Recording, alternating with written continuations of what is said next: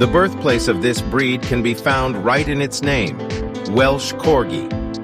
Originally from Wales, this dog was ideal for herding cattle on the high, wet, and cold hills. Its compact size also gave it a distinct advantage in guarding herds, as it was much more difficult to hit by cattle than a larger dog. Corgis have been around for centuries, perhaps millennia, long enough to have a legend about its origins. Neither the date when the Corgi arrived in Wales, nor the evolution or source of the breed's name is known with certainty. Both have been lost over the centuries, making both the evolution and the name a source of debate among Corgi lovers.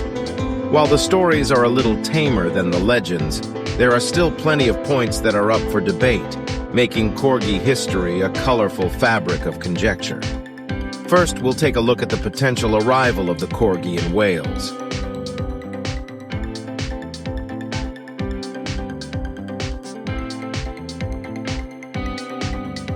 It is possible that either the Vikings or the Celts brought an early variant of the breed to the island.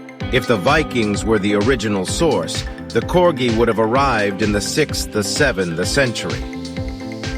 If the Celts were the original source, they would have brought dogs in the 12th century. There is insufficient evidence to support either of these groups as the original source. However, we lean towards the fact that the Corgi arrived in Wales with the Vikings. There is another theory which states that the Corgi breed existed in ancient Egypt as a companion dog of the nobles close to the pharaohs since the 2nd millennium BC. There are paintings and statuettes discovered in various tombs depicting a dog very similar to a Corgi. As the only indigenous herding dog in Wales, they can be found in various descriptions as early as 920 AD. Certainly, a Welsh cattle dog is mentioned in the 11th century Book of Revelation.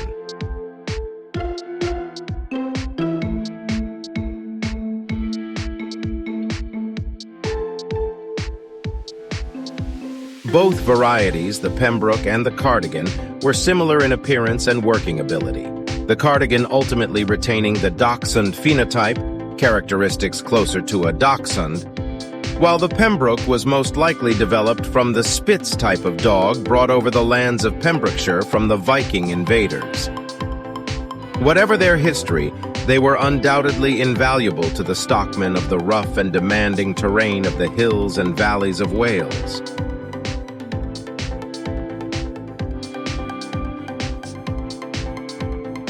What is known for certain is that the Corgi was first encountered in Wales.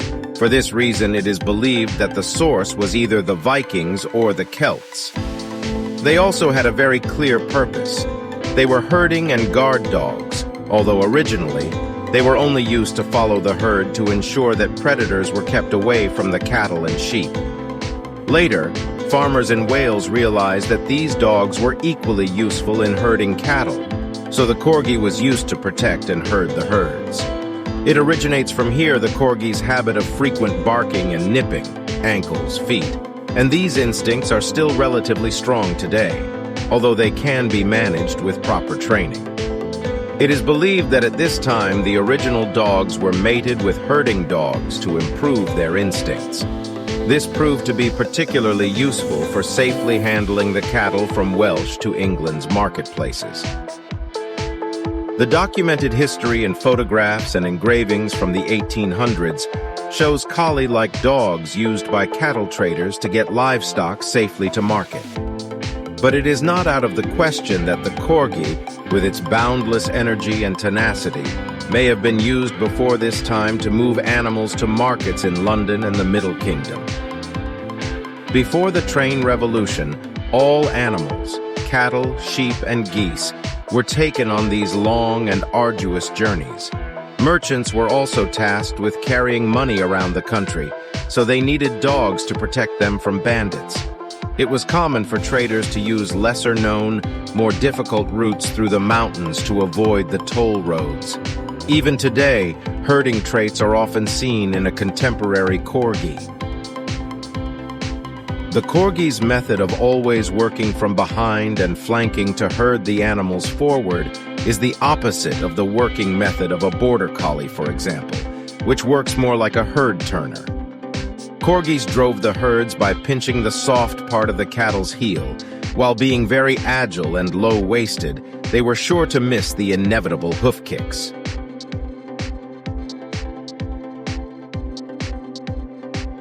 With the advent of fences and the advent of railroads to quickly transport stock to markets, the need for a livestock herding dog has diminished, but the inherited behavior still exists, and the spirit and untamed character live on, though many generations have passed. Cattle weren't the only animals the Corgi herded. They were also responsible for the safety of flocks of domestic fowl, a far less difficult task than herding cattle. However, after protecting the flock from predators, the dogs had plenty of work returning the birds for shelter in the evening. This is quite surprising if you know how much a Corgi barks, but at the time, not all Corgis were that competent. This was essential as domestic birds tended to be nervous by nature, and barking would scatter them rather than gather them into a designated area. If you have ever tried to get birds to move to a certain area, you can understand how the Corgi acquired such a strong will, stubbornness. Because they were small, Corgis were also ideal dogs for getting rid of pest animals. Over time, they were also used to help in hunting, as they could easily enter narrow areas, burrows, where larger dogs could not. The Corgi has always been an incredibly versatile and adaptable dog, which is why they are so intelligent today.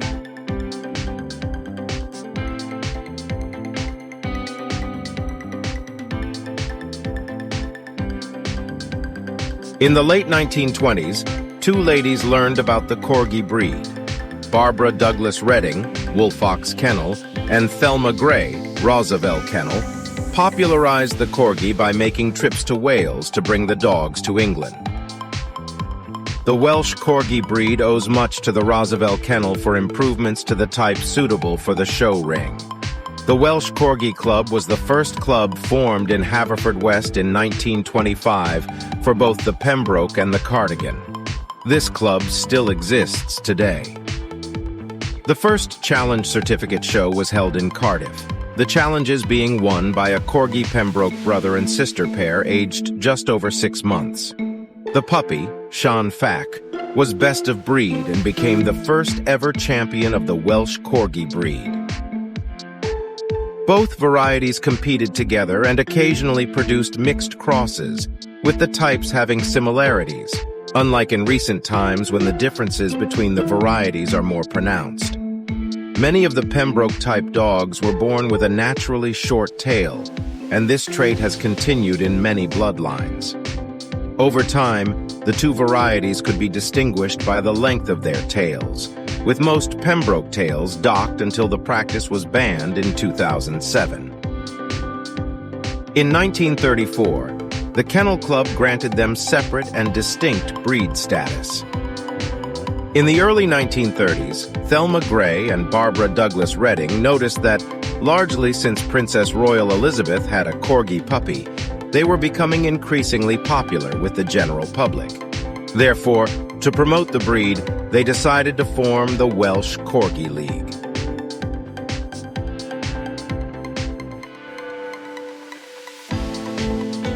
The first meeting was held in Surrey in the year 1938. The Welsh Corgi League quickly grew in popularity and became the first world club of the Corgi breed.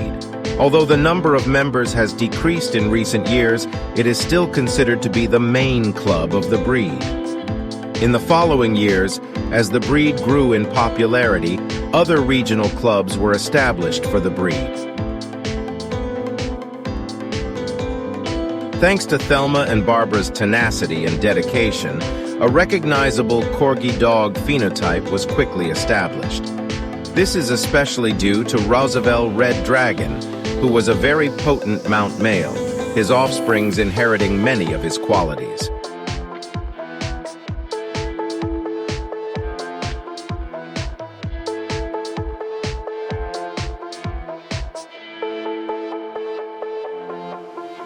The start of the war put an end to exhibitions and breeding programs. Because the Corgi was a small and easy-to-maintain dog, and with the commitment of breeders, several important bloodlines continued to exist. The Corgi's heyday was in the 60s and 70s when their numbers in competitions were much higher than today. At that time, many people adhered to fashion and temperament suffered from indiscriminate breeding. Families returning from a trip to Wales often came home with a Corgi bought for a few pounds at the farm gate. Today, both varieties of Welsh Corgi are considered vulnerable according to the English Kennel Club.